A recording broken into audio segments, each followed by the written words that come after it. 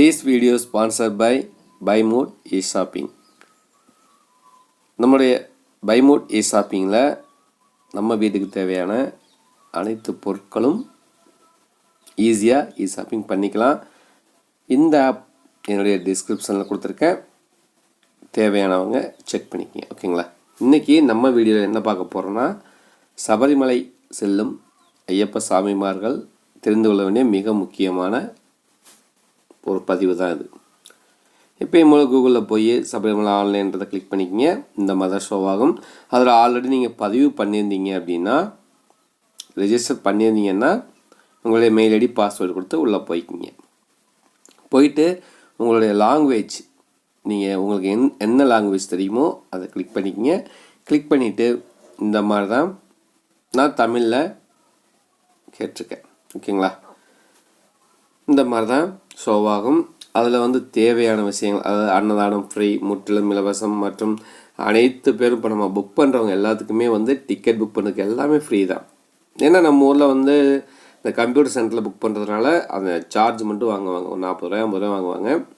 இது என்ன தெரிஞ்சுக்க போகிறோம் அப்படின்னா, கீழே பார்த்தீங்கன்னா எங்களை பற்றி, அதாவது நம்ம சபரிமலை இப்போ ஐயப்பனுக்கு மாலை போட்டிருக்கோம், சபரிமலை போகிறதுன்னு முடிவு பண்ணியாச்சுன்னா இந்த மாதிரி விஷயங்கள் கண்டிப்பாக தெரிஞ்சுக்கணும். அங்கே உள்ள ரூல்ஸ் அண்ட் ரெகுலேஷன் என்ன, அவங்க என்னென்ன ஃபாலோ பண்ண சொல்கிறாங்க.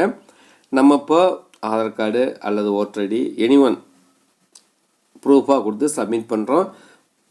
அங்கே சபரிமலை போகிற வழியில், அதாவது நிலக்கல்னு அந்த இடத்துல இருந்தால் நம்ம பஸ் பண்ணி மாறுவோம். அங்கே வெரிஃபிகேஷன் பண்ணுவாங்க. ஆதார் கார்டுங்க கண்டிப்பாக தேவை. இது காப்பிரைட். இது எடுத்து இந்த வெப்சைட்டில் உள்ள ஒவ்வொரு விஷயங்களும் அவங்களுடைய இதில் யூஸ் பண்ணக்கூடாதுன்றதுக்காக ஒரு காப்பிரைட் போட்டிருக்காங்க.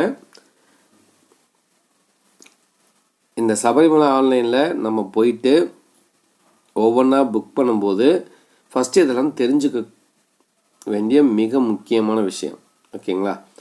இதெல்லாம் தெரிஞ்சிட்டோம்னா அங்கே போய் நம்ம ஐயோ இதை மறந்துட்டேனே அதை மறந்துட்டேனே அப்படின்ற அந்த ஒரு திங்கிங் இருக்காது.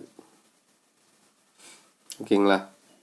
முக்கியமாக 18 வயசுக்கு குறைவாக தனியாக புக் பண்ண முடியாது.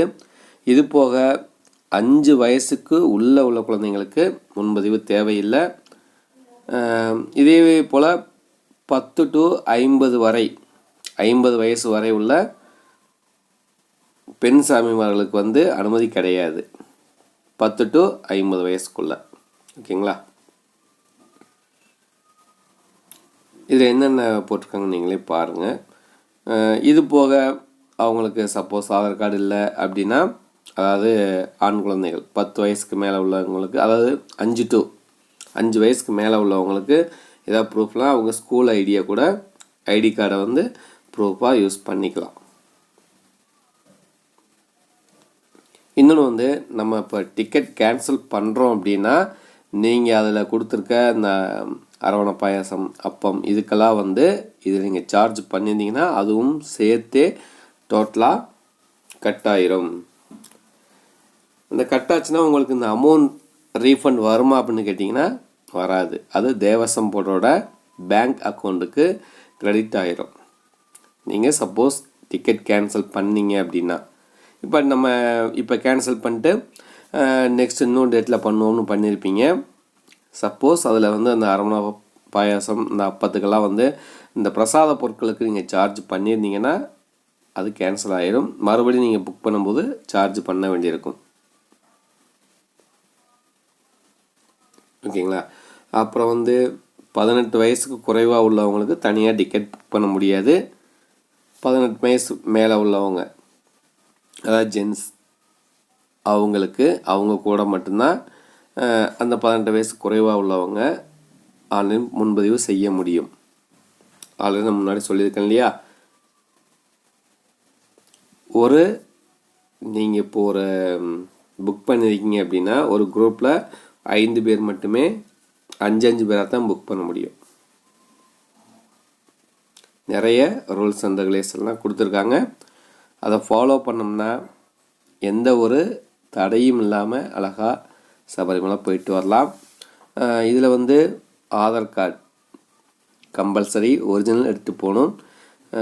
அங்கே வெரிஃபிகேஷன், அதாவது நிலக்கல் பம்பையிலலாம் எல்லாமே வெரிஃபிகேஷன் முடிஞ்ச பின்னாடி தான் நம்மளுக்கு அங்கே அனுமதி கிடைக்கும்.